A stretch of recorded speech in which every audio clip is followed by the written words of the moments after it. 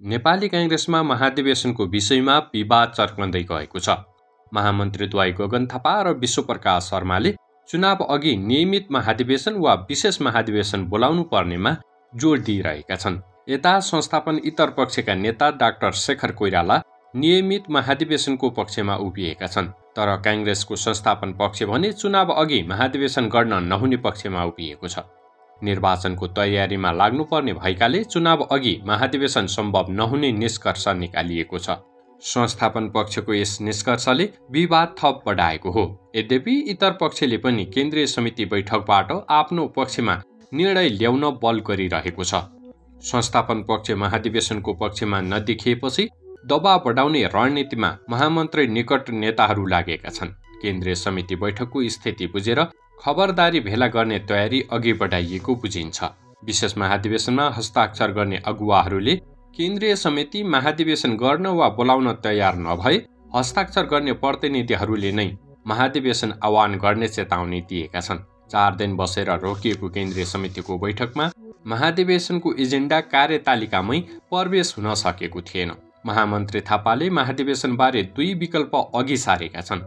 वडा अधिवेशन, प्रतिनिधि सभा क्षेत्रीय, केन्द्रीय महाधिवेशन प्रतिनिधि चयन र जनसम्पर्क समितिको अधिवेशन गरेर सिधै मङ्सिरभित्र केन्द्रीय महाधिवेशन गर्न सकिने पहिलो र पार्टी तहगत सबै संरचनाको अधिवेशन सकेर महाधिवेशन गर्न सकिने दोस्रो प्रस्ताव अघि सारेका हुन्।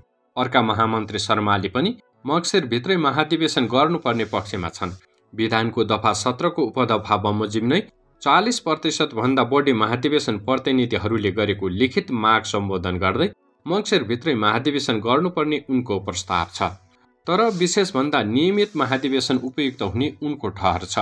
कांग्रेस महाधिवेशनको कार्यतालिका प्रारम्भ हुनुलाई सदस्यता वितरण र नवीकरणको कार्य सकिएको हुनुपर्छ। महामन्त्री थापाका अनुसार पार्टी नेताहरूले इच्छाशक्ति राख्ने हो भने नियमित महाधिवेशन मङ्सिरमा गर्न सकिन्छ। कार्यतालिका सार्वजनिक गरेर महाधिवेशनमा जुड्दा क्रियाशीलको कार्य टुङ्ग्याएर तल्लो तहले पठाउने महामन्त्री थापाको दाबी छ। तर संस्थापन पक्ष भने चुनावी तयारीमा लाग्नुपर्ने कारण देखाउँदै महाधिवेशनतर्फ लाग्न नहुनेमा एकमत देखिन्छ। कांग्रेस प्रवक्ता प्रकाश शरण महतका अनुसार बिहिबार पार्टी कार्यालय सानेपामा बसेको बैठकमा केही सदस्यहरूले निर्वाचन अघि नै विशेष महाधिवेशनमा जानुपर्ने र केही सदस्यहरूले निर्वाचनपछि मात्रै महाधिवेशन गर्नुपर्ने धारणा राखेका छन्।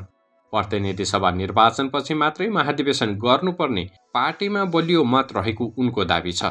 सरकारबाट सुरक्षाको सुनिश्चितता भयो भने निर्वाचनमा जानुपर्ने र पार्टीले त्यसको तयारी गर्नुपर्ने सुझाव आएको प्रवक्ता महतको भनाइ छ।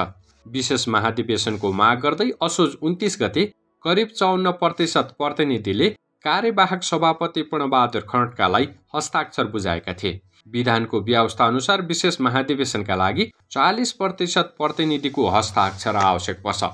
तर विशेष महाधिवेशनको लागि बहुमत सदस्यले हस्ताक्षर गरेका छन्। पार्टी विधान अनुसार विशेष महाधिवेशनको माग भएपछि 3 महिनाभित्रै आह्वान गर्नुपर्दछ।